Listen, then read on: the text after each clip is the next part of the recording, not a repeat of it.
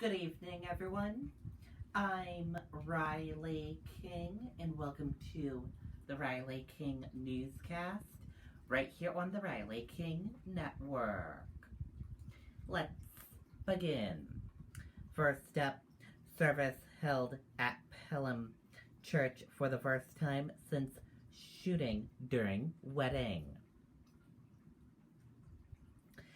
Services were held at New England Pentecostal Ministries in Pelham on Sunday morning for the first time since a man is accused of opening fire at the church during a wedding. Parishioners said it was surreal pulling into the parking lot. They're continuing to pray for the church's Bishop Stanley Cho, who was injured in the shooting on October 12th.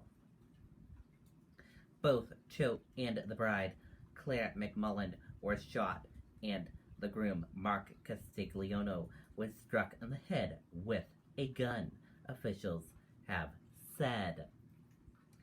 The alleged gunman, 37-year-old Dale Holloway, faces 5 charges including attempted murder, first and second-degree assault, simple assault, and being convicted felon in possession of a firearm. Cho's son, Pastor Lee Cho, led Sunday's service. There was also an added police presence at the church. Pelham Police Lieutenant Anna Perello said it's important that members of the community feel safe. Holloway is due in court for an evidentiary bail hearing later this week.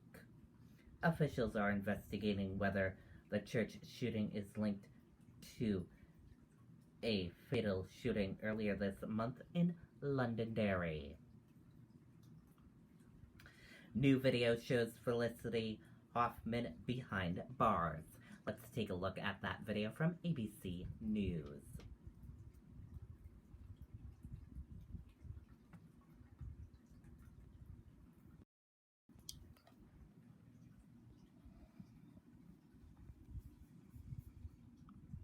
Well, now to Desperate Housewives star Felicity Huffman serving her time in a California prison. She's got a week left in her 14-day sentence in the college admission scandal, and now we're getting a glimpse of what life looks like behind bars. This morning, a first look at actress Felicity Huffman's life behind bars. This video emerging overnight of the Desperate Housewives star in a green jumpsuit and white hat sporting her glasses. You see Huffman's husband, William H. Macy, and her daughter as they arrive to visit her, Huffman walking in a parking lot to meet them. Dublin is almost a camp. It is a place where minimum security prisoners enjoy the luxury of being minimum security prisoners. Huffman reported to the federal prison in Dublin, California, Tuesday, starting a 14-day sentence for her role in the Varsity Blues college admissions scandal. I said a lot of things I shouldn't have. I'm sorry. In May, the actress pled guilty to paying $15,000 to have a proctor correct her daughter's SAT answers.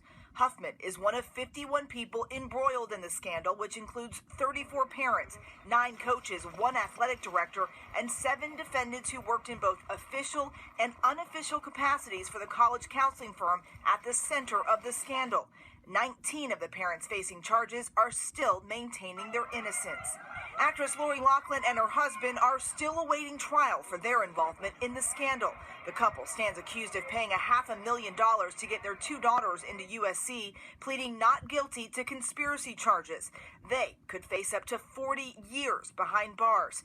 The Varsity Blues lead prosecutor Andrew Lelling recently speaking to our affiliate WCVB. If she's convicted, I don't think I'm giving her any state secrets by saying we would probably ask for a higher sentence for her than we did for Felicity Huffman. Meanwhile, this morning, Huffman is almost halfway through her time behind bars, with 7 more days to go.